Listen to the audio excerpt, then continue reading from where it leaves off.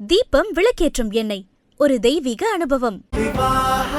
மணப்பெண்ணின் பிரத்யேகமான திருமணம் விவாஹா தி சென்னை சில்க்ஸ். திருமந்திரத்தினுடைய ரகசியம் அப்படின்னு சொல்லி ஏதாவது விஷயம் இருக்கா? திருமந்திர ரகசியம்னு ஒன்றும் கிடையாது. திருமந்திர ரகசியம்ங்கிறது வைணவத்தில் தான் இருக்குது. திருமந்திரத்தில் தமிழ் சைவ திருமந்திரத்தில் எல்லாமே வெளிப்படை. திருமந்திர ரகசியம்ங்கிறது பார்ப்பானகத்திலே பார்ப்பசு ஐந்துண்டு மெய்ப்பாருமின்றி வெறித்து தெரிவன, மெய்ப்பாரும் உண்டாகி வெறியும் அடங்கினால் பார்ப்பான் பசு ஐந்தும் பாலா சொரியுமே அப்படின்னு ஒரு பாட்டு இருக்கு. அப்போ நம்ம இதுக்கு வெளிப்பொருள் என்ன? நான் தான் பார்ப்பான், நான் தான் பார்க்குறேன். என்னுடைய அகத்தில் பால் பசு 5 இருக்கு. 5 பார்ப்பசுக்கள் என்பவை என்னுடைய புலன்கள். இந்த 5 புலன்களையும் நான் ஒழுங்காக பார்த்து 5 அடக்கில் அச்சேதனமாம் என்றிட்டு 5 அடக்காது அறிவறிந்தேனே அப்படின்னு பாட்டு. அதனால 5ஐயும் அடக்காதீங்க, அதை தன் போக்கில் விடுங்க. ஆனால் அதன் மேலே ஒரு கட்டுப்பாடு வச்சுங்க. அது போக்கில் அது பாட்டுக்கு வெறிச்சு தெரியக்கூடாது. அதை இழுத்து வச்சு ஒன்றைய குலமும் ஒருவனே தேவனும் ஒரு இயக்கத்தை உருவாக்கிய பாட்டு. ஒன்றைய குலமும் ஒருவனே தேவனும் நன்றே நினைமின் நமனில்லை நானாமே சென்றே புகுங்கதி இல்லை நும் சித்தத்து நன்றே நிலை பெற நீர் நினைந்துய்மினே அப்படின்னு பாடுறாரு. நீங்க ஒரு பாட்டு கேட்டீங்கல்ல, ஒரு வரி போதும். ஒன்றைய குலமும் ஒருவனே தேவனும் அது ஒரு பெரிய சமூக நீதி இயக்கத்தை இங்கே உருவாக்கி இருக்கிறது அப்படின்னா அதனுடைய தாக்கம். அது அறிஞர் அண்ணா சொன்னதுன்னு ரொம்ப பேர் நினைச்சிட்டு இருக்காங்க. திருமந்திரம் படிச்சதுக்கு அப்புறம் என் வாழ்க்கையில் இதெல்லாம் நடந்துச்சு அப்படின்னு சொல்லணும் அப்படின்னா ஏதாவது ஒரு உதாரணத்தோடு எங்களுக்கு சொல்ல முடியும்? அதில் ஒரு பாட்டு வருது, கோயில் ஆவது எதடா குளங்கள் ஆவது எதடா கோயிலும் குளங்களும் கும்பிடும் குலாமரே கோயிலும் மனத்துளே குளங்களும் மனத்துளேன்னு வருது. அதையும் பாடிக்கிட்டு வந்தாங்க. கோயிலுக்குள்ளேயே இதை பாடுறீங்களடா அப்படின்னா இந்த பாட்டு ஒரு நிறுவனமயமாக்கப்பட்ட மத அமைப்புக்கு மத அமைப்பின் மேல விமர்சனம்.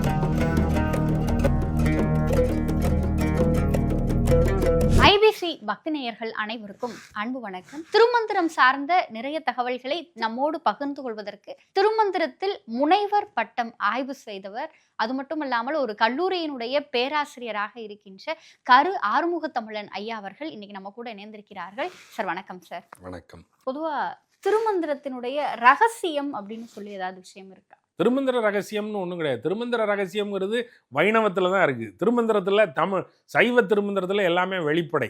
திருமந்திர ரகசியம்ங்கிறது மந்திரோபதேசம் செய்த பிறகு ராமானுஜருக்கு அந்த ரகசிய பிரமாணம் செய்யப்பட்டது இல்லையா? இந்த மந்திரம் வெளியில் சொல்லப்படாத மந்திரம்னு திருமந்திரத்துக்கு, அவர்களுடைய மந்திரத்திற்கு திருமந்திரம் என்று பெயர். ஓம் நாராயணாய அப்படிங்கிறதும் அந்த 2-3 மந்திரங்கள் அவர்களுக்கு சொல்லப்படும். சரம ஸ்லோகம் என்று ஒன்று, நாராயணாய ஓம் நமோ நாராயணாய அப்படிங்கிற மந்திரம் ஒன்று, இன்னொரு மந்திரம். இல்லை, ஒரு மந்திரத்தை பெறுவதற்கு தான் அவர் திருக்கோட்டியூருக்கு போனார். அப்போ அதுக்கு ஒரு ரகசிய காப்பு இருக்குது. அதனால் திருமந்திர ரகசியம் என்பது அங்கே அந்த மரபில் உள்ளதே தவிர இந்த திருமந்திரத்தில் தான் எல்லாத்தையும் திறந்து போட்டார். படிக்கிறவன் படிச்சுக்க, புரிகிறவன் புரிஞ்சுக்க அப்படின்னு திறந்து போட்டார். இதில் என்ன சொல்லலான்னா, சில இடங்களில் அவர் அந்த திருமந்திரம் ரொம்ப அது ஒரு நுட்பமாக இருபொருள் கொண்டதாக சில பாடல்கள் சொல்லப்படுகின்றன. அது வெளிப்படை பொருள் இல்லாமல் உள்ளுக்குள்ள ஒரு அடுக்கு பொருள் இருக்கு. அது பின்னாடி அந்த சூன்ய சம்பாஷணை அப்படின்னு சொல்லப்படுற பகுதிகளில் எல்லாம் அதில் வெளிப்பொருள் ஒன்றும் உட்பொருள் ஒன்றுமாக வைத்து சொல்லப்படுது. இப்போ ஒரு உதாரணத்திற்கு ரொம்ப எளிமையாக ஒரு பாடு சொல்லணும்னா, பார்ப்பானகத்திலே பார்ப்பசு 5 உண்டு மெய்ப்பாருமின்றி வெறித்து தெரிவன, மெய்ப்பாரும் உண்டாகி வெறியும் அடங்கினால் பார்ப்பான் பசு 5 பாலா சொரியுமே அப்படின்னு ஒரு பாட்டு இருக்குது. அப்போ நம்ம இதுக்கு வெளிப்பொருள் என்ன? ஒரு ஐயர் வீட்டில் பால் பசு 5 இருந்துச்சு. அந்த பால் பசுவை மேய்க்கிறதுக்கு ஆள் இல்லை. மேய்க்கிறதுக்கு ஒருத்தர் திருமூலன் மாதிரி ஒருத்தன் எல்லா மாட்டையும் கூட்டிகிட்டு போய் மேய்ச்சிட்டு கொண்டாந்து விடணும்ல. அப்படி செய்கிறதுக்கு ஆள் இல்லை. அதனால எல்லாம் தன் போக்கில் வெறிச்சிக்கிட்டு தெரியுது. அங்கங்கே கறக்கிற பாலை கறந்துட்டு வந்துடுது. இதை மேய்க்கிறதுக்கு ஒருத்தன் இருந்து இதையெல்லாம் வகைப்படுத்தினால் எல்லாம் பாலா சொரியுமே, எவ்வளோ பால் கிடைக்கும் அந்த வீட்டுக்கு அப்படின்னு நினைக்கிற ஒரு பாட்டு மாதிரியாக அது இருக்கிறது. ஆனால் அதனுடைய உள்ள பார்க்கிறவன் என்பவன் நான், பார்ப்பான்கிறவன் நான் தான் பார்ப்பான், நான் தான் பார்க்குறேன். என்னுடைய அகத்தில் பால் பசு 5 இருக்கு. 5 பார்ப்பசுக்கள் என்பவை என்னுடைய புலன்கள். இந்த 5 புலன்களையும் நான் ஒழுங்காக பார்த்து அவற்றை இழுத்து கட்டுப்படுத்தி வைத்து கொள்ளாததுனால அவை தன்போக்கில் தெரிகின்றன. தன்போக்கில் தெரிவதனால நான் அறிவழிந்து தெரிகிறேன். எனக்கு போதுமான ஓர்மை இல்லாத நிலையில் நான் திரிகிறேன். ஆகையினால நான் இவற்றை ஒழுங்காக பார்த்து, இவற்றை ஒழுங்காக மேய்த்து, இவற்றை வகைப்படுத்தினால் இவையெல்லாம் எனக்கு எவ்வளவு அறிவை கொண்டு வந்து சொரியும் அப்படிங்கிறத தான் இங்கே அவர் சொல்றார். அப்போ புலன் அடக்கம் அப்படிங்கிறத ஐம்புலன் ஒடுக்கம் அப்படின்னு திரும்ப திரும்ப சொல்லிக்கிட்டே இருக்காங்க. 5 புலன்களையும் ஒடுக்கு அப்படின்னு எல்லாரும் சொல்றான். புலன் வழியில போகாத, கண் போன போக்கிலே கால் போகலாமா அப்படின்னு தான் சொல்றான். இவர் சொல்றாரு 5ஐயும் அடக்காத. அடக்குனா அறிவு வராது. 5இன் வழியாகத்தான் அறிவு வருகிறது. 5ஐயும் அடக்கி விட்டால் அறிவு எப்படி வரும்? கண்ணை மூடிட்டா, காதை மூடிட்டா, தோலை மூடிட்டா, நாக்கை மூடிட்டா, மூக்கை மூடிட்டா எதையும் நீங்கள் உணர முடியாது. எதையும் உணரவில்லை என்றால் நீங்கள் அறிவற்ற சடமாக ஆகிவிடுவீர்கள். 5ம் அடக்கடக்கென்பர் அறிவிலார், 5ம் அடக்கும் அமரரும் அங்கில்லை, 5ம் அடக்கில் அச்சேதனமாம் என்றிட்டு 5ம் அடக்காது அறிவறிந்தேனே அப்படின்னு பாட்டு. அதனால 5ஐயும் அடக்காதீங்க, அதை தன் போக்கில் விடுங்க. ஆனால் அதன் மேலே ஒரு கட்டுப்பாடு வச்சுங்க. அது போக்கில் அது பாட்டுக்கு வெறிச்சு தெரியக்கூடாது. அதை இழுத்து வச்சு உங்களுடைய தேவைக்கு அதை பயன்படுத்துங்க அப்படின்னு சொல்ற உபதேசம். இப்படி ஒரு மறைபொருள் கூற்றாக சிலவற்றை சொல்லும்போது அதில் உள்ளுக்குள்ள ஒன்றை வைத்திருக்கிறார். அதுவும் ஒன்றும் ரகசியமெல்லாம் கிடையாது. நீங்கள் இந்த பாட்டில் இது இல்லையா, இது ரொம்ப எளிய பொருள், இதையா அவர் சொல்லியிருப்பாரு அப்படின்னு நினைச்சிங்கன்னா அதனுடைய உட்பொருளுக்குள்ள நீங்கள் போயிடுவீங்க. உட்பொருளை நீங்கள் புரிஞ்சுக்கிறதுங்கிறது அது உங்களுடைய அறிவு பரப்பையும் உங்களுடைய முயற்சியையும் பொறுத்து எளிதாக விளங்கக்கூடியது தான். அதில் ரகசியம்னு ஒன்றும் இல்லை, கொஞ்சம் மறைச்சு சிலவற்றை சொல்கிறார். சார், இப்போ பொதுவாக எங்களால் அந்த திருமந்திரம் அப்படிங்கும் பொழுது அதில் எல்லா பாட்டையுமே படிக்க முடியலை. ஆனால் இந்த ஒரு பாட்டையாவது படிங்க அப்படின்னு சொல்லி இந்த காலத்தில் இருக்கின்ற இந்த தலைமுறை பிள்ளைகளுக்கு நீங்கள் சொல்லணும் அப்படின்னா அது திருமந்திரத்தின் எந்த பாட்டு? அன்பே சிவம் அப்படிங்கிற அந்த பாட்டு தான். அன்பே சிவமாவது ஆறும் அறிகிறார் அப்படின்னு ஒரு ஒற்றை பாட்டில் எல்லாமே வந்துடும் அப்படின்னு சொல்ல முடியாது. ஆனால் அதில் ஒரு ஒற்றை பாட்டு சொல்கிறதுன்னா அந்த பாட்டை சொல்லலாம்.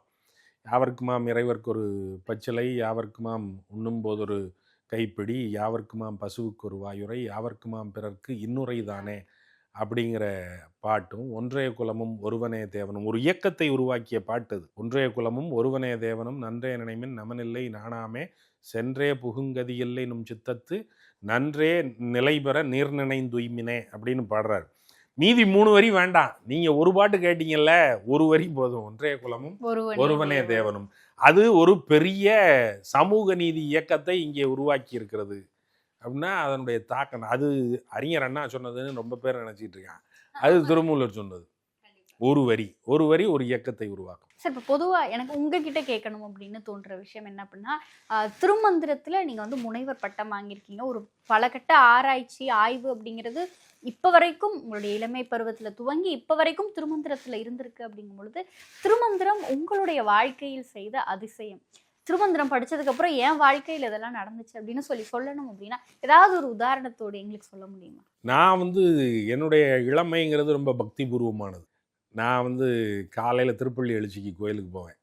மார்கழி மாதம் விடிய காலையில் 3:30 மணிக்கு எழுந்திரிச்சு பச்சை தண்ணியில் குளிச்சுட்டு 4:30 மணிக்கு கோயிலுக்கு போவேன். கபாலீஸ்வரர் கோயிலில் தான் என்னுடைய பொழுது விடியும். நெத்தியில் பட்டையாக விபூதி பூசியிருப்பேன். அது ஒரு அப்படி இருந்த காலம். அப்போ தான் ஆய்வும் செஞ்சுக்கிட்டு இருந்தேன். நடந்து போகிறது, ஒரு எளிய ரப்பர் செருப்பு போட்டுக்கிறது அப்படின்னெல்லாம் ஒரு ஏறத்தாழ பற்றற்ற நிலையில், ஒரு பற்றற்ற நிலையை நோக்கி போவதற்கான வேடங்களையெல்லாம் பூண்டு ஒரு முயற்சியில் இருந்தேன். ரொம்ப தீவிரமான கோயில் பிடிமானம் என்னிடத்தில் இருந்தேன். நான் கோயிலுக்கு போகாதனாலே கிடையாது அப்படிங்கிற மாதிரி ஒரு காலம் இருந்துச்சு. பிறகு திருமந்திரம் படிக்க சித்தர் பாடல்களில் ஈடுபட நான் கோயிலுக்கு போகாத பிரதோஷம் ஒன்றுமே கிடையாது. எல்லா பிரதோஷங்களுக்கும் கோயிலுக்கு போயிருக்கேன். எனக்கு கோயில்களுக்குள்ள சில இடங்களில் இந்த பிரதோஷம் போகும்போது முன்னாடி ருத்ரம் பாடி கொண்டு போவார்கள். பிறகு சிவனை தூக்கி கொண்டு ஊர்வலமாக போவார்கள். அதற்கு பின்னால் தேவாரம் திருவாசகங்கள் பாடிக்கொண்டு போவார்கள். அதற்கு பின்னால் ஒரு கூட்டம் ஓடி ஓடி ஓடி ஓடி உட்கலந்த சோதியை நாடி நாடி நாடி நாடி நாட்களும் கழிந்து போய் வாடி வாடி வாடி வாடி வாண்டு போன மாந்தர்கள் கோடி கோடி கோடி கோடி எண்ணிறந்த கோடின்னு சித்தர் பாட்டு பாடிக்கிட்டு போவோம். அதில் ஒரு பாட்டு வருது, கோயிலாவது ஏதடா குளங்களாவது ஏதடா கோயிலும் குளங்களும் கும்பிடும் குலாமரே கோயிலும் மனத்துளே குளங்களும் மனத்துளேன்னு வருது. அதையும் பாடிக்கிட்டு வந்தாங்க.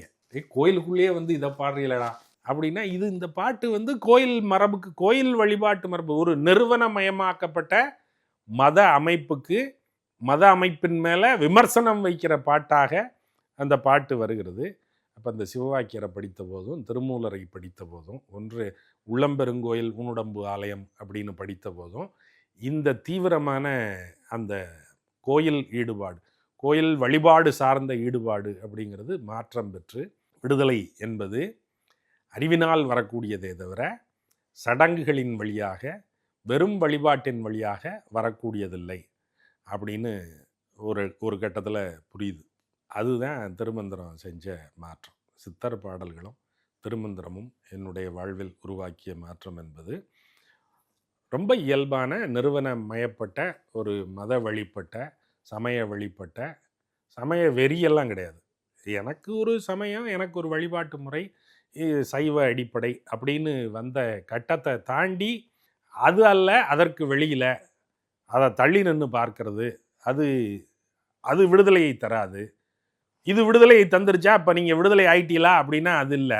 ஆனால் எனக்கு இந்த சில பிடிமானங்கள் பிடித்து இழுக்கிற எடைகளெல்லாம் இப்போது நான் கட்டி சுமக்கல. அதையெல்லாம் உங்களுக்கு வந்து இப்போ பக்தியின் மீது பூசப்பட்டிருக்கின்ற அந்த சடங்குகள் மீது தான் ஒரு இது இருக்கே தவிர பக்தியின் மீது இல்லை. பக்திங்கிறது என்ன அப்படிங்கிறது, பக்திங்கிறது ஒரு பற்றுதல். அது அன்பு சார்ந்ததுன்னா, நெகிழ்ச்சி சார்ந்ததுன்னா நான் ரொம்ப நெகிழ்ந்துருவேன். எனக்கு படக்குன்னு கண்ணீர் வந்துடும். சில சமயங்களில் ரொம்ப எமோஷனலான ஒரு விஷயத்தை பேசினா எனக்கு கண்ணீர் வந்துடும். அதனால அது பிரச்சனை இல்லை. ஆனால் அது வந்து இங்கே போய் இப்படி கரமலர் மொட்டித்து இருதய மலர கண்களி கூற நுண்டுளி அரும்ப சாயா அன்பினை நாள்தோறும் தழைப்பவர் தாயே ஆகி வளர்த்தனை போற்றி அப்படின்னா அப்படி இயல்பா வந்தா அது சரி. ஆனால் நான் போய் நின்று கும்பிட்டு அது எனக்கு கண்ணீர் வருமானா அப்படி வராது. சடங்கு சார்ந்து அதை நான் வருவிச்சுக்க முடியாது. சார், திருமந்திரம் சார்ந்து நிறைய தகவல்களை நீங்கள் எங்களோடும் எங்கள் நேயர்களோடும் பகிர்ந்துக்கிட்டீங்க. அடுத்தடுத்து வருகின்ற ஒவ்வொரு நேர்காணலிலும் தொடர்ந்து திருமந்திரம் சார்ந்த பல தகவல்களை உங்ககிட்ட கேட்டு தெரிஞ்சுக்கணும் அப்படின்னு சொல்லி நாங்கள் காத்திருக்கோம். உங்களுடைய இந்த நேர்காணலுக்கும் நீங்கள் எங்களோடு பகிர்ந்து கொண்ட இந்த பல அரிய தகவல்களுக்கும் நன்றி. நல்லது.